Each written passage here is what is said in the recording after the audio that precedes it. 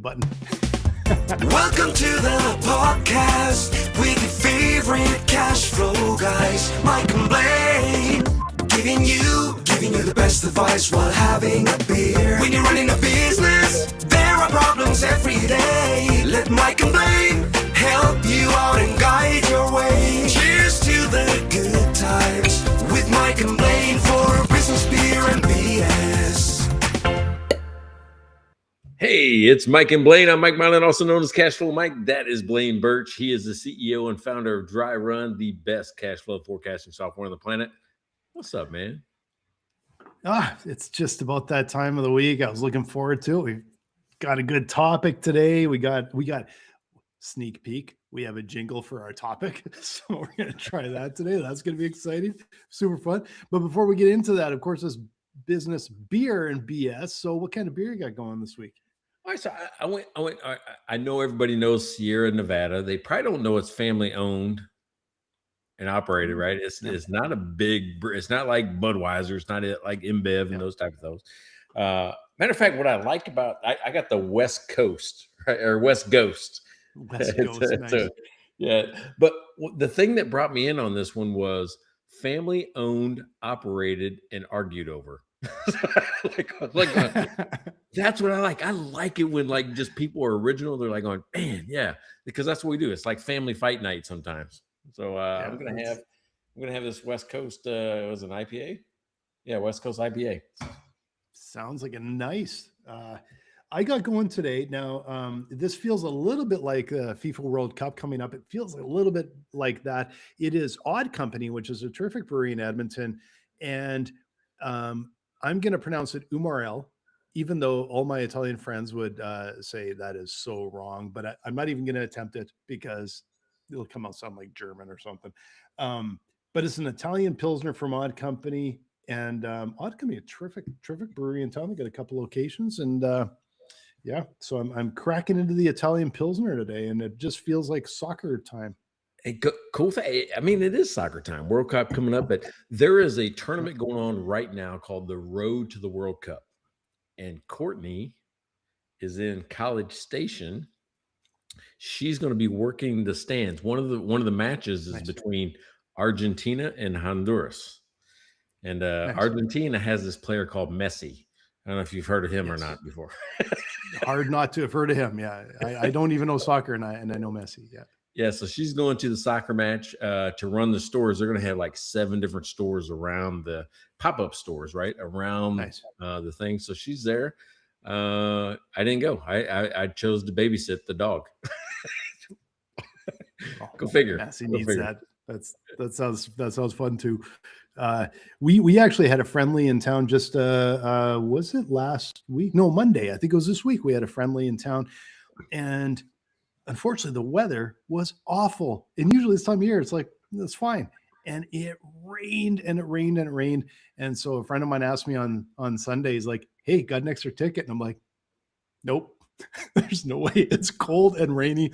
I am not sitting outside. They still got 45,000 fans out, and it was just wet and cold. So, I got to give them credit for showing up and cheering on. It was Team Canada versus, I don't remember who. But yeah, World Cup coming up. It's I'll admit it's probably the only time I watch soccer or football, I suppose. And I really enjoy it, but I barely watch it outside of World Cup. But I should, because it's really fun to watch. They have 65,000 tickets sold for this thing at Kyle Field. 65,000 in College Station, which is like in the middle of nowhere. Now, here's the thing. It's going to look empty. 65,000 people look empty. Why? Because they can hold over 100,000 in this stadium. Okay. Kyle Field's legit, man. It can hold people like crazy. So it's going to be interesting. But I'm not sneezing at 65,000. That's a lot of people going to a soccer game. That is a lot. It would be fun. Like if the weather was good, I'd love to go see some games. I'd love to see Canada. Yeah. But their Canada never gets very far. Like obviously I'm cheering for them. I'm rooting for them. They never get very far. So my other team is Germany. And I got to watch, I don't know, was it 2 World Cups ago when Germany won and I watched all the way through, and all the way to the game when they won, and that was really fun. I really enjoyed that. So I'll be rooting for Germany this year. If Canada doesn't pull out a bit of a miracle, I'll be seeing how far they go. So it's a tough road though. Tough road to win that one. Got it. Hey, and this is part of the beer business and BS. We're getting a little bit of BS, a little bit of beer. We got beer sponsors. Matter of fact, I just connected one of our beer sponsors, the Cash Flow Cowboy, right? The Cash Flow Cowboy, Nice. Larry Weinstein out of Houston, Texas. And you were right. My God, I said Missouri. I went back and looked. Pat called me out on it. I said Missouri. You didn't believe me. Like, oh shit, I was wrong. I mean, it was just like, I don't know, where would I ever get that from? But it's Houston, Texas is what we're talking about. And so I connected him up with Neighbor Breger, right? Neighbor Breger. I mean, he's looking, just kind of shopping some CPA business stuff going on. And Nice. He came over. One of the sweetest things, I'm gonna call him a sweet thing now. he wanted to have lunch, right? So we had lunch this week, and he ordered taco palenque and brought it over the house. And I said, hey, why didn't you bring one of those discount beers you promised? Yeah, he didn't. He didn't bring any discount beers. So I think it's a myth. I don't think that you can get just a shelf full of beers for $1 a piece at HEB, because I've never seen it. Apparently, they're hidden away in some vault in Neighbor Breger's garage. So maybe HEB does that. Maybe it doesn't. Don't take his word, because he hasn't showed it yet. Yeah, well, I don't know if you'd want him to. I'm not sure you really want that $1 beer. That's like the $2 Chuck wine. It's not something you really want to try more than once. Yeah, when I talked to him on the phone today, he says, oh, I'm going to wait till they're expired and then give them to you. I'm like, well, that's a Pat move. So you're doing a Neighbor Pat move now. Just give me old expired beers. There's nothing worse than expired beer when it's skunky. And I try and keep especially the lagers and that, I try and keep making sure they're moving through, because I've had a few times I've left a few in the fridge in Arizona, and I'm gone for 6 months and come back and I'm like, should I try it?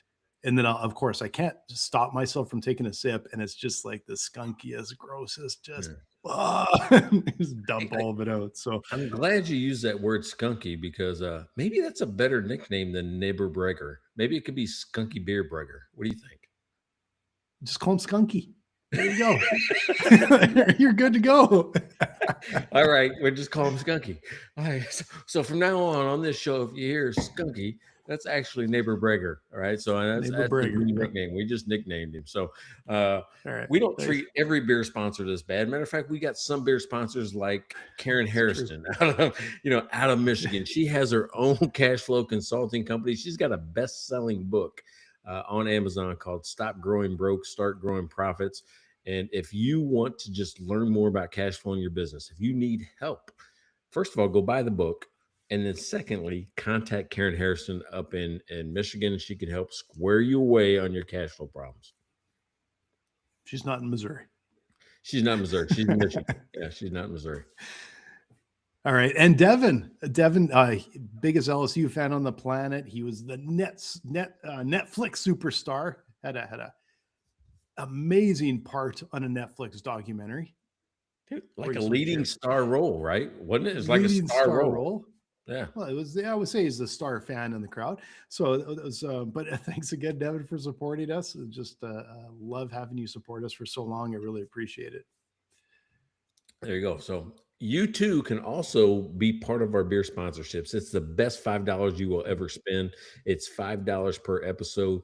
Most people, when they jump in for all year. Why? Because you get an evergreen content from Mike and Blaine talking about you and your business. Now, if you don't give me anything to say, I'm going to say what I want. But if you give us something to say, we're going to say that, right? Except for if the other Mike Blaine calls and wants to brag about some weird team in Baltimore, we're not doing that one. But, but in most cases, we'll say what you want us to say. Exactly. And I'm still going to mention Neighbor Pat. Because he didn't mention me yet, so I don't think he brought you the beer this week, but I still got to mention Neighbor Pat because he's always big supporter of the show. So all right, he did bring beer. He brought beer last night. So then we better thank him, right? he did bring beer. He sat in his chair right there. He did not hit the door stop, right? You know who hit the door stop this time? You know who did? Guess who I had over for lunch who hit the doors? I'm like, why are you guys trying to pin yourself in between a space this big, the wall and the chair? Every person that's ever tried it has hit the door stop and it goes like going, there's put like an umbrella right stand here back there or something. Yeah, just put a little like something back there. Just it's like you got to train, even cattle, you got to train them how to go avoid obstacles. So anyway, if you come over and you sit in neighbor Pat's chair, try to use the main walkway and don't try to squeeze in between. Look, I even pushed the chair closer to the wall so people wouldn't do that. And guess who tries to squeeze through there? Skunky. Skunky did. Skunky turned sideways and tried to sneak through. So funny. Hey, so check this out. Last week you challenged me. Right. We were talking about AI songs and how musicians ought to be scared. And what we decided was we were going to try and experiment with taking the description that I write for these episodes and creating a small jingle about it. So how did we do? How did it come out? So we're gonna crack this out here. Now I will say musicians don't have to be that scared because like for real music. Yeah, maybe some jingle writers or something, but no, this is not quite up to the quality of. But it is fun, and this is going to describe the topic of the episode. So I want to see if you guys can pick this up, and I'll probably cut it off partway through because first attempt it's a little long, but it's too long. That's Jeff. That's Jeff, my marketing guy.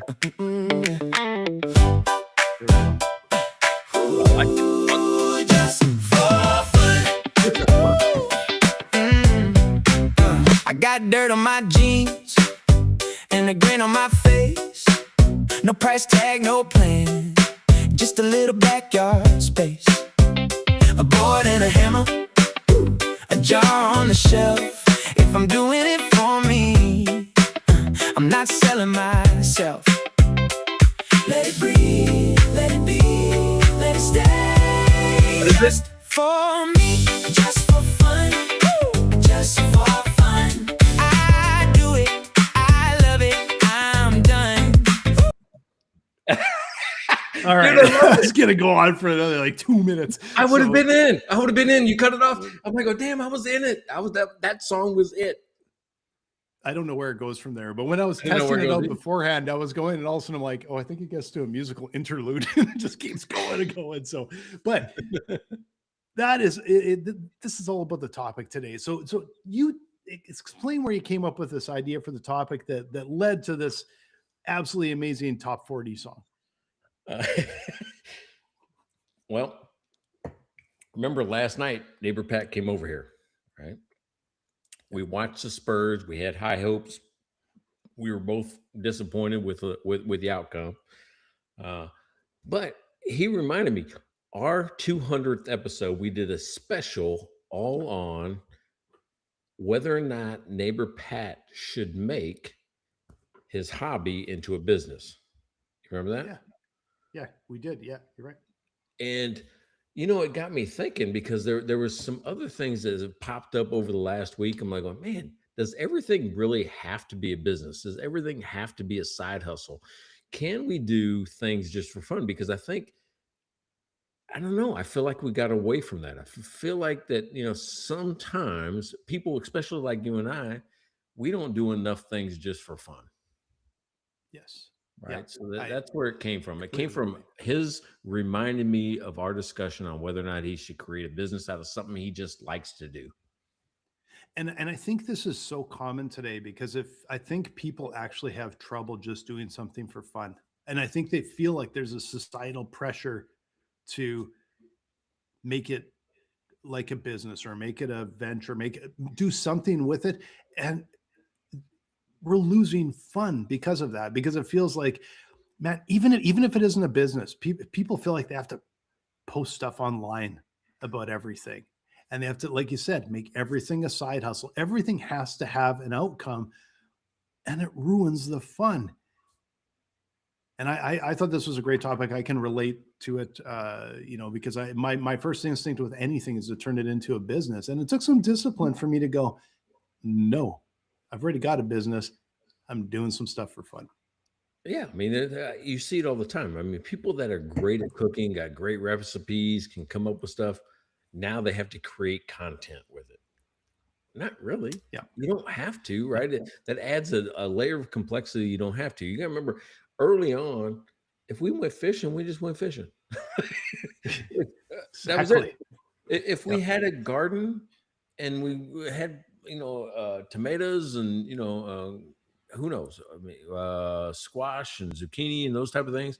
You just had it, right? I mean, some people painted. Like, I really admire Mallory, the youngest daughter, right? Because she can go into a room and still draw.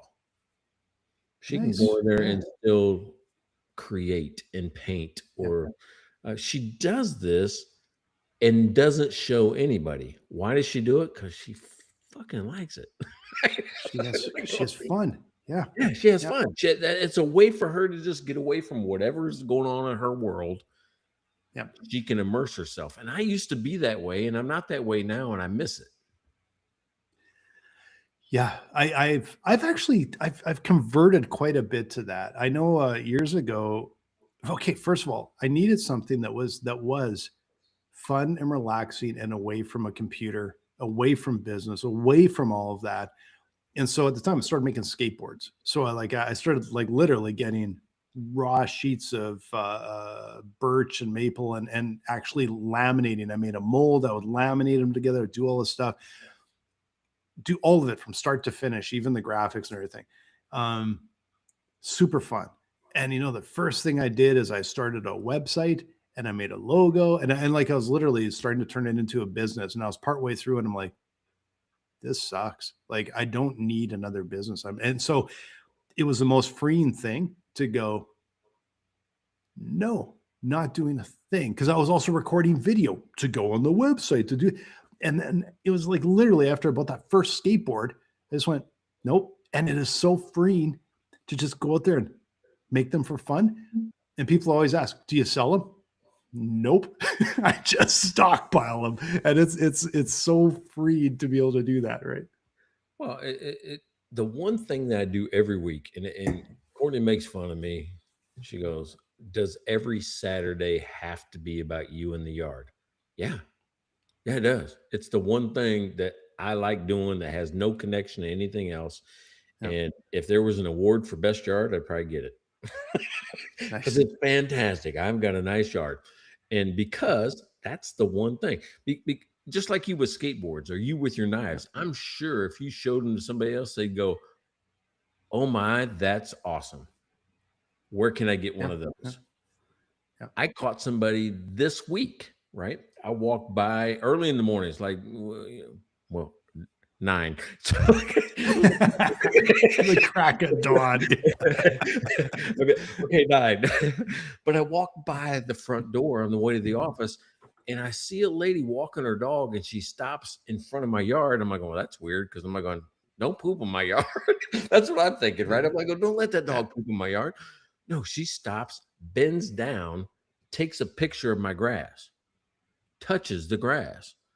And she probably has one of those apps that tells her what type of grass it is, right? Because you remember a couple of years ago, I told you I stripped all the contractor builder grade grass out, brought dirt in, brought in zoysia. I mean, it looks and feels like a carpet. When you step on it, it's spongy. It's like going, oh my God, it's not like, it's nice. It's nice. Yeah.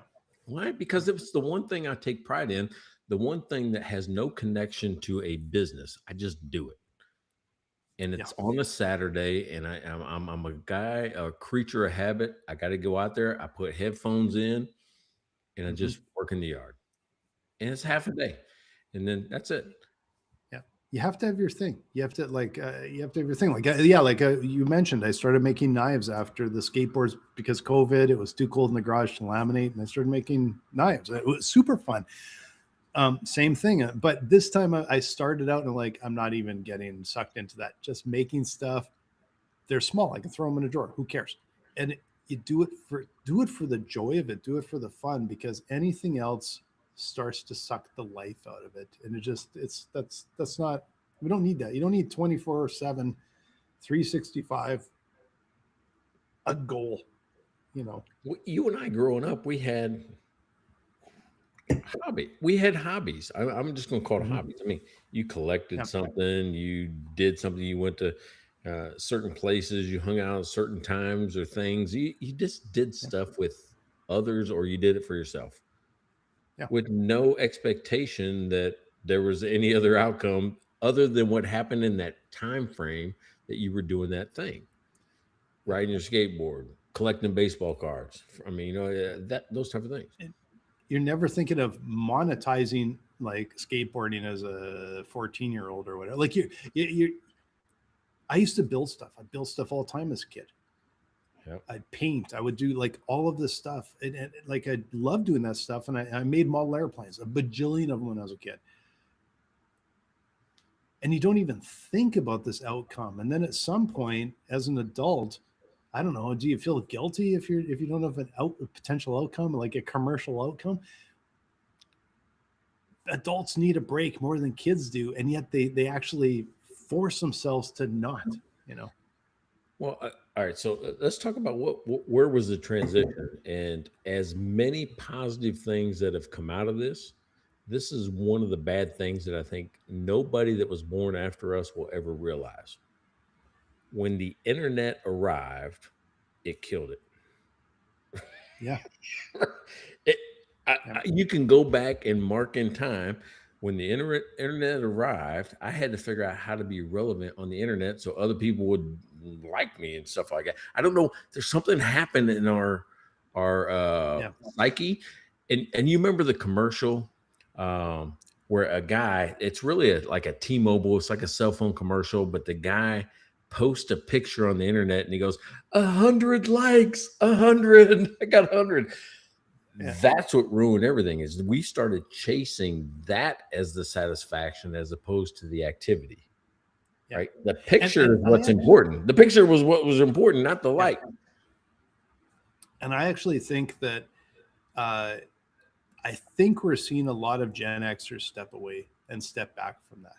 And I don't know if I don't know enough about the other generations, if they're doing the same or feeling the same, but I know that among the Gen X crowd, it is a little bit of that. And like, I rarely post. Sometimes if I'm up the coast, but it's more because I want it in my feed so I can look at the pictures later. And Heather likes to see them and stuff. So I'll maybe put something on Instagram and it auto post places. But that's about it. I do so little of that outside of our commercial stuff that little secret guy. I don't do that stuff. I don't actually do any of it. It just shows up. I just obviously figured. Yeah, obviously you figured out Jeff does mine. Yeah, well, exactly. It's like, no, we don't do that anymore.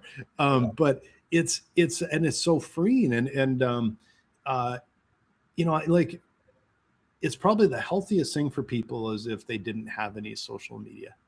Now there are things that are so good about it because you do get to keep up with sort of family and friends a little bit and that, but it seems like it's either all in or not at all. You know, like there doesn't seem to be as easy of a middle ground of that stuff somehow.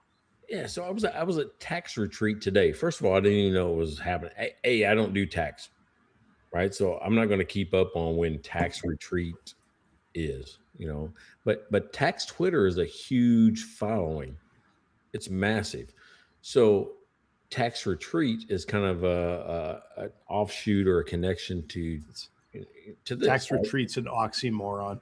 That those two words should never ever go together. Tax retreat. Yeah, right. You're not doing the right kind of retreat, guys. Yeah. So Jeff, though, and here's something cool that happened. Jeff on Monday says, "Hey, did you realize tax retreat was in San Antonio this week?" I'm like, going, "Yeah, I don't do taxes."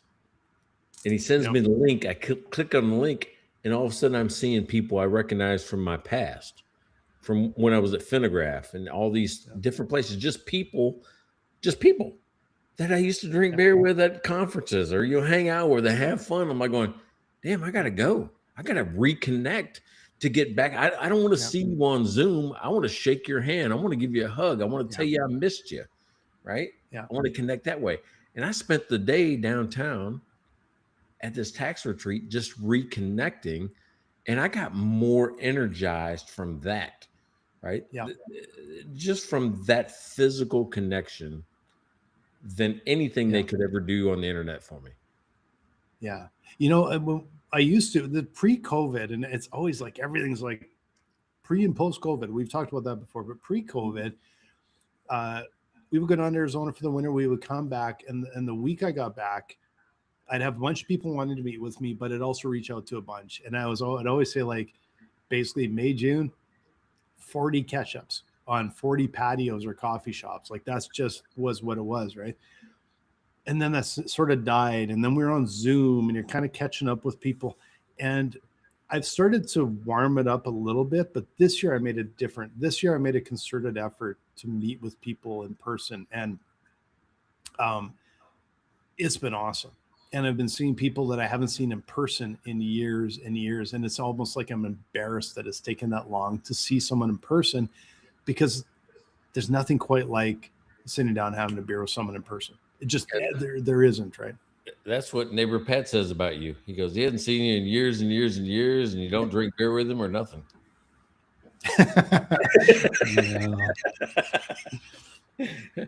I will tell you, it doesn't look that appealing to fly right now. It's just like, it sounds like kind of a real pain in the ass. So I'm not that eager to hop on a plane, but maybe next year when we're down in Scottsdale, we'll pop over. We'll see. Yeah, but all right. So let's talk about like the transition, right? When we went from having hobbies to having side hustles or businesses or a brand even. Is it, I'm going to blame Etsy. Is that one of the early, that's one of the early ones, right? Was it Etsy? Yeah, but I think that especially like you and I as entrepreneurs are a little bit wired for it. So this was long, like the internet was barely around when I was in university. Like we were doing, like, it was brand new, and we're doing HTML and all this kind of stuff. We weren't even, commercial websites were barely around. And it already had, even while as a student, I had already started a little business, do a little side hustle.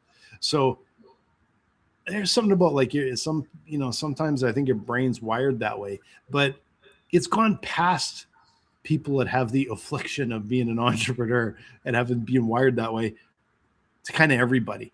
And I don't know, like it just, is it Etsy or was it Facebook? I don't really know. You know, I don't really know what started. Yeah, see, if I look back, I wasn't looking at MySpace or Facebook as a way to generate money back then when it first started.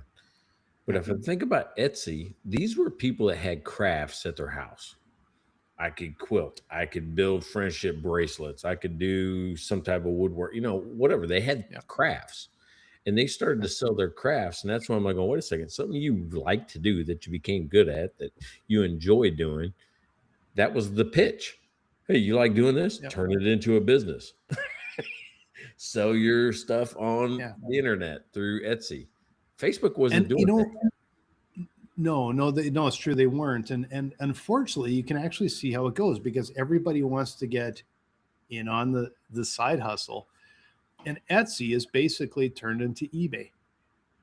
So it's no longer. Maybe it was eBay, not Etsy. Maybe it was eBay that I could just but eBay, my house and just maybe it was eBay. Yeah, maybe it was eBay. But like Etsy, when it originally started, was a place where I felt like, you could go and you see these people and the crafts they make, and that is so charming and so interesting and so cool. And it did not take long till it's completely flipped over, and now it's just people have their own store and they're buying stuff that's been manufactured. It looks sort of handmade, but no, it's all manufactured on the cheap, and they're selling it, and it's really basically transformed into eBay with maybe some slight guidelines where eBay is kind of a free-for-all. But a lot of people they started their eBay store as a little side hustle, right? And honestly, I don't think they make, like, does anyone really make a lot of money from that? Like maybe the very odd person, but you know. No, I'm sure there's some businesses that evolved out of both of those. You know, Some, but an absolute tiny fraction. I think if you ask the average eBay person or even Etsy person, it's like, oh, I sold X amount of dollars this month. Yeah, okay, well, what were your costs? Well, I'm not going to talk about that. They're not making any money, right? Or very little. I yeah. made $3 in profit, you know. Yeah, a friend of mine, dated like the number 4 Etsy provider, and she was doing. I'm gonna guess. I'm gonna be wrong. 7, 8, 9 million a year on Etsy. Oh yeah, there's always it's the same as, but all those platforms, it's the same as the Apple's like App Store. It's the same as like YouTube. It's the same as all these ones. There is this little slim. I don't even know if it would be 1 out of 10,000, 1 out of 100,000, maybe. That's actually like really killing it. If even that, right? And then the rest is it's just there's these few people that got they found a way to get to the top, and once you're on the top, it's really hard to knock you off. But it's not the norm. It's not the norm at all. It's the it's the exceptions, right? The ones I see that I think are moving off of it now are like the memorabilia houses, the ones that collect autographs and all this type of stuff. Because it used to be they would put it on eBay or they put it on. I don't know if they put it on Etsy or not. But I'm seeing now more and more and more they're having their own or hosting their own auction sites, right? Yeah, where they can sell their own stuff and have people, bid it up. Well, and I imagine because when you're on a site that takes a percentage, and then someone else comes up and says, "I'll charge you $20 a month, do whatever the hell you want," you're going to go to the $20 a month, do whatever the hell you want. Because the like the eBays and Etsy's, they are what they really offer is a like good coverage on the search engines. That's really what they offer. Yeah. If you're selling something that's really unique, especially like sports memorabilia, it's like I want a Wayne Gretzky jersey from 1986. It's so specific and so like rare. They're not getting anything probably out of being on eBay at that point. Yeah, but what you just described is somebody that took something that you enjoy. I enjoy this. I got a Mike Tyson signed boxing glove. I just enjoy having it. I don't want to go sell it. The question for me isn't, what do I enjoy anymore? Because I enjoy seeing it. And I got a bunch of other cool stuff as well. But, to me, the question that some people are trying to answer is, how can I make money with this thing?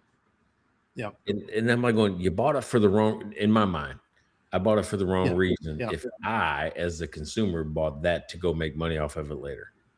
Yeah, if you're buying it with that value in mind, I think you're ruining the fun. Like I still have boxes of hockey cards somewhere in the house. I know I've got a bunch of cards that when I was like a teenager, I'm like, oh, this is worth a lot. So I got the little plastic covers and all that kind of stuff. And I've never done anything with them. And you know what? I probably never will. But the amount of effort to go and sell all this stuff so I can get a couple $100, I'll go buy like a bottle of scotch with it. Like it's not worth the effort. The only way I would actually sell something like that is not to make the money. It's because other people I know will enjoy it, and it's just sitting in the closet for me, right? Like that's the real outcome for me is like, well, someone else will enjoy it more than I do because I don't even look at these bloody things, right? Yeah, what's really fun is that in the late 1900s, we're talking like 1999, when I decided to leave the highway patrol and, I started that, janitorial company, that wasn't the first thing I was going to do. The first thing I was going to do, I actually interviewed to buy a Great Harvest Bread Company franchise. Oh, interesting. Mm-hmm. Their breads were fantastic, but I didn't get there from liking their bread. I got there because somebody gave us a bread maker and we were making sourdough. You remember when everybody had a bread maker? I mean, I don't know if anybody has one now or uses one now, You got We one? do. You use it? We use it all the time. Oh no, shit. We don't even buy bread. We like Heather makes, and what I like about it is because it's the biggest reason is because we have complete control over it. We know what's going in, and you can make a really nice, tasty whole wheat bread that isn't full of shit. And so that's why we do it. Yeah. All right, so of course we had and sourdough was my favorite, and it's the Mhm. favorite everybody's, and then everybody started Awesome. making sourdough breads, and we thought we wanted to buy that franchise, and ultimately I decided not to, because I'm like, do I really want to sell bread? It came down to it because I liked making it at the house. Did I like it well enough to make it my daily job all day long, every day? Yeah. And no. That it's yeah, you take a hobby that you really enjoyed and you tend to ruin it, right? By trying to make something. Now, for some people, they turn that into a business, but I'm convinced that a lot of times it's the business that people like, right? It's the being an entrepreneur that people like more than transforming a hobby. And I think if you just focus on transforming a hobby, those businesses are they're hard to make a living at if you're doing it that way. But I think back to like at what point, actually, I think I know what point. At what point did hockey cards, when I was a kid, turn from the joy of going and getting a 25-cent pack of hockey cards with like gum that was so stiff it was like metal, like a piece of wood. And you have that smell from the O-Pee-Chee cards and all that. When did it turn into, oh, this one's worth a lot? And it like the sucks the joy out a little bit. And there was this conversion over to suddenly the packs were $1 or $2 each, and they were fancier looking cards, and it just kind of just takes some of the fun out of it, right? And that seems to happen to this. It's what happened to hockey cards and baseball cards and all that seems to have happened across the board, that people just can't do something for the fun of it anymore. And that's kind of what happened to me. I don't think I've bought cards since 1990. Might have been the last time. Might have been. Yeah.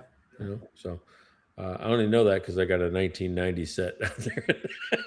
and I don't even know if I bought it in 1990. I might have bought it in I would have had to buy it somewhere around 1990. But yeah, it's out there. Yeah. Got an 88 set too. But Nice. Here's what I think is happening. And the reason why I brought this up is because I've been talking to just more people like us. And we even had an episode on it a couple ago about kidulting, about adults that are buying Legos and that type of stuff. You remember? Yep. Yeah.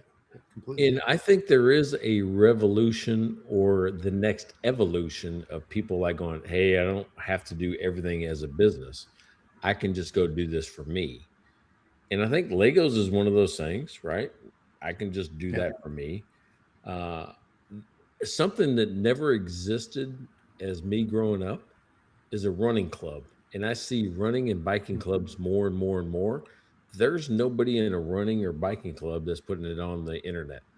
Like, here's me running down the road. Here's me biking down the road.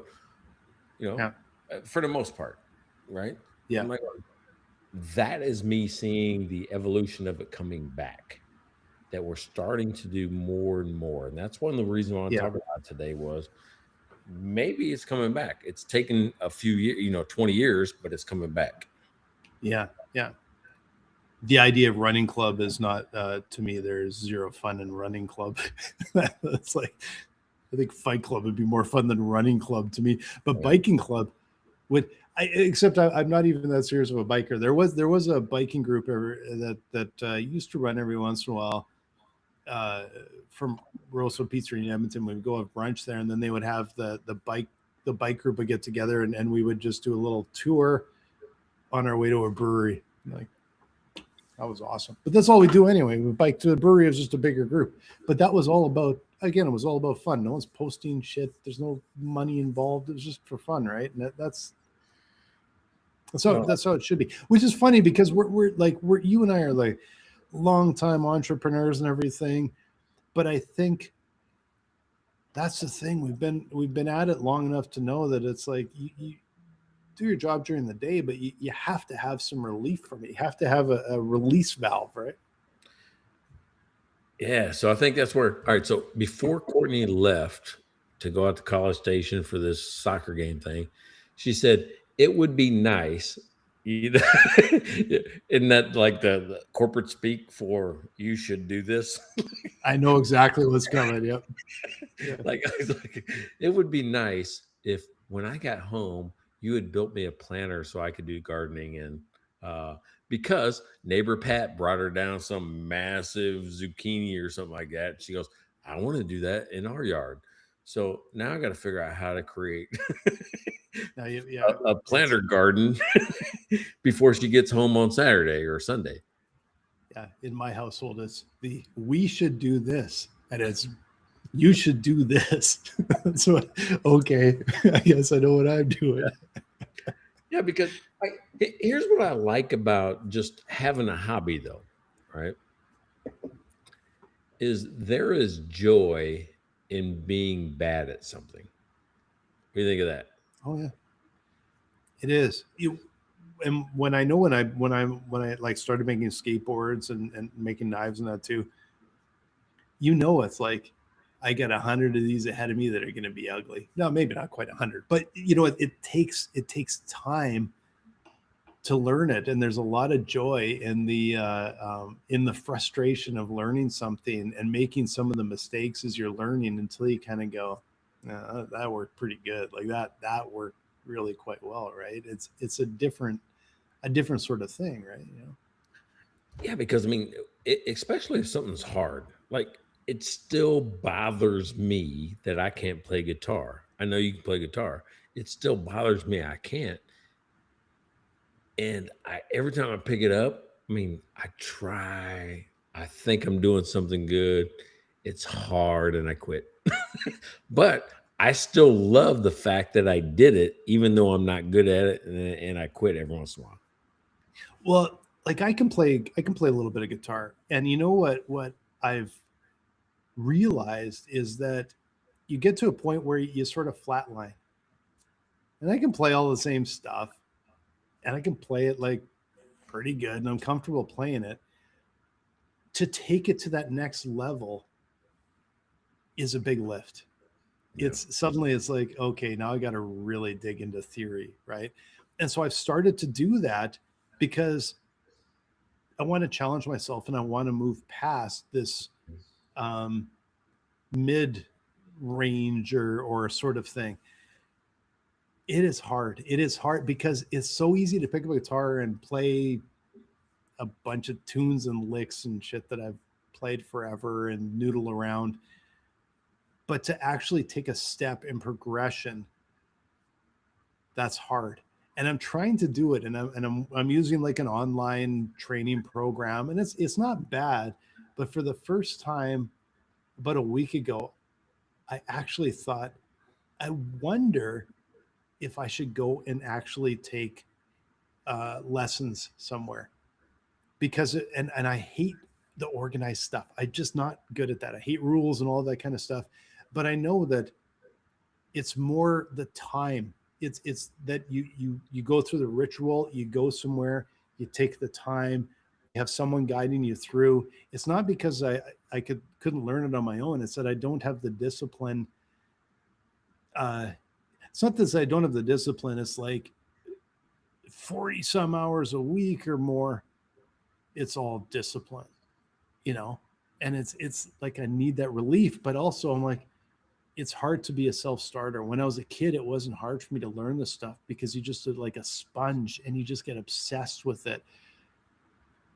I don't have that anymore. So so it is interesting because you're talking about guitar, and I'm like, I'm trying to get to that next level. Yeah. And I'm making progress, but it is quite slow because it's hard to dial in. I can't sit for hours anymore, just focused on nothing else. Yeah, because that's the way I am with wood, right? I'm actually, I'll call it above average in woodworking. I'm not awesome. I'm not terrible, Yeah. but I'm not average either. I think I do some, when I look at some of the stuff I've actually done and built, I see the mistakes, I see the things, and it makes me happy because it's still mine. It's still that thing. I built a 12-foot bookcase with a bench and movable. I mean, and it took me like 3 months in the garage, and I was happy every single day I did it. Yeah. Right. And when I looked at it, I'm going, yeah, that's not exactly right. Because, even if you're not an expert, when something's not exactly right. Yeah, I know. I can see it. I can see everything, but I can see everything that I've done. You don't see, nobody else sees it. I don't see what other people have done, but boy, I can see the little itty mistake here or there that I've done. Right. And it drives me batty. But I just love it. I love that time. And it's, I don't have that love. I'm like, that drives me nuts. I should have done that better. It's just perfectionist, I think. But it's like, I'm happy about it. I don't like that part, but that's what we're working towards. I don't try to sell my work woodworking. I just try to enjoy it and pick myself apart. I'm like, how would I have done that different? That's what I asked myself. What would I have done different there? So anyway, because you ever heard of amateur? You've heard that word, right? Yes, I speak English. Well, okay, but it has a Latin root, right? Most of English's roots in everything but, right? Like half the words we rendezvous. That's not exactly English, right? Yeah. So amateur though means one that loves. That's actually where it comes from, right? That's the root. The Latin root is one that loves. So you're like, well, okay, if I'm an amateur, I'm doing it though because I love this. When you invest in it, maybe I'm an amateur, but I'm here because I have a passion. I'm here because I want to be better at this. That's important, not only if it's your hobby, but if it's your business. It's there's a line there that is messy, right? Like there's just a line there that's always really messy on so many things, but that's kind of part of it. Is like you were saying, you build something and you see the mistakes, but if you keep doing the same thing, at some point those mistakes aren't there anymore. And is that the point where you're like, I need a new challenge. Maybe I should start selling this stuff or whatever. Maybe that's where you reach that point, because it's like, I can do this stuff in my sleep. Maybe that's the next step, that I start selling this stuff. Oh, it's really interesting, because what you're describing is what we go through every day. We know we have to have a goal, right? Why am I doing this, right? I have to be productive somehow. But maybe the goal of a hobby isn't growth, it's enjoyment. Yeah. And that takes discipline. That takes discipline, especially for entrepreneurs. Because that's the line you talk about. Yeah, that's the line you talked about, right? And I will say, like, the way that I deal with it is I don't dabble. It's all or none, because I know me, that I would fall in like 2 feet dive over. So it's got to be one or the other. It's like when I'm playing cards and things, I have to be just like, it's just for fun. And because it's 100% just for fun, and I ignore it, because if I even get the little inkling of being competitive, there is no, like, it's all like, I can't stop that. The competitive, I have to stop the competitive, because if I turn it on a little bit, it's on 100%. Like it's on 100%. There's no, so let's go. No, there's zero competitive there. Zero business, zero, just it's for fun. Like you did with skateboards, like you did with knives. Yeah. That's important. When you say that, hey, my success here is not making this a business, it's keeping it a hobby. It's keeping it a hobby, and it's the goal is relaxation, to rest my brain. And I think that's a bona fide goal. There is an outcome I'm looking for is to have that mental break, that relaxation, and that, because it is incredibly important, especially for entrepreneurs. You can't shut your brain off. It's like that. There's that one little slice where I can shut it off because I am doing something like that. That's the whole point for it to me, is to shut that part of the brain off, because I know it's going to be on at 3 a.m. anyway. Yeah. So that's where you get that little break. All right. So final question for you. Is this podcast a business or hobby? Well, based on our revenue numbers, this is very much a hobby. And you know what? I have to give us both credit, because both of us could go all in on this, and it's a thing, and it's, you try and build it, and we have kept it for fun, and we've kept it a hobby. And someday we might flip and go, yeah, you know what? We maybe we've exited and stuff. And we're like, okay, let's then we dive in, and but there's a different, then it's kind of fun to do that. Hey, we made a promise. Yeah. We made a promise that if we exited our companies, we would try to make this a business. Then we will. Yeah. Then we will go all in. But until that day, it's for fun. Despite the fact that sometimes we actually get these little bursts of traffic and buzz and everything, it is just for fun. And it's important, I think, that we both intuitively, just unconsciously recognized, keep this for fun. And I think that's really important. Hey, we wouldn't do it 240 times, right? If it wasn't fun. Exactly. We're not doing it for money. We're doing it because I really like all of it, right? I like being on the internet with it. I like being with you. Yeah. I like the topics we talk about. If this wasn't fun, I wouldn't do it. Wouldn't do it. And even if it was a commercial thing, it still has to be fun. It still has to be enjoyable, but the whole thing changes. Everything changes on top of that, right? It adds a lot of complication. And this is important, that it is that relief out of the week, right? Like, it is that decompression from the pressures and stress of running a business, to have this little break. And it's precious that way, right? Yep. Hey, I always appreciate it. And if you guys appreciate it, one of the ways that you can support us is by liking, subscribing, telling 3 friends, telling them to like and subscribe. Yeah. And buy us a beer. You can go to mikeandblaine.com. You can buy us a beer. Buy us for the whole year. Buy us for a month, whatever you want. We will mention you for however many weeks, $5 a week, $5 an episode, and we will mention you. And you can also email us at beer@mikeandblaine.com, and we will would love to hear from you. So, all right. Another good week, man. Always love spending time with you. Thank you. You as well, man. This is fun. This is a great one. All right. I'll see you guys.